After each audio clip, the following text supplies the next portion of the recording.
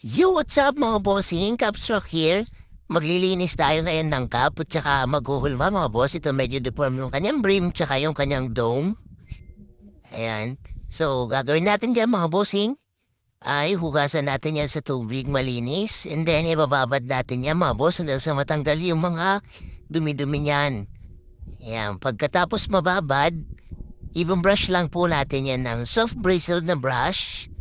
Ayan, para iwas po sa himulmul yan, mga bossing. And then, babalaw natin sa running water para tanggal lahat ng dumi tsaka yung mga formulang pinambabad natin dyan.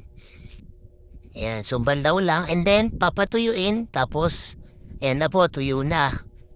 Huhulmahin naman natin yan ngayon, mga bossing. Ito po yung gamit natin na hulmahan. Leather plastic po ang kanyang material. So, ito rin po yung ating ginagamit na steamer. Yan, heavy duty naman po yan. Yan, sa hulmahan, pwede po kayo makabili sa amin mga bossing. Message lang po kayo. So, una natin hulmahin yung kanyang brim para mapantay yung mga hindi pantay-pantay sa brim. And then, itong kanyang dome.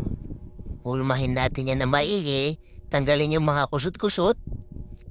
Ayan. So, habang hinuhulma natin yan mga bossing, ang location po natin ay 41 Pangasinan Street, Bago Bantay, Quezon City, mga bossing. Yan, sa mga gusto mong magpagawa, yan, Wazeable po yan mga boss. At saka Google, yan, type nyo lang po The Capstrack. So, okay na po yung paghulma, spray na po natin yan para pag-steady yung kanyang hulma. And then, ito na po ang ating finished product mga bossing.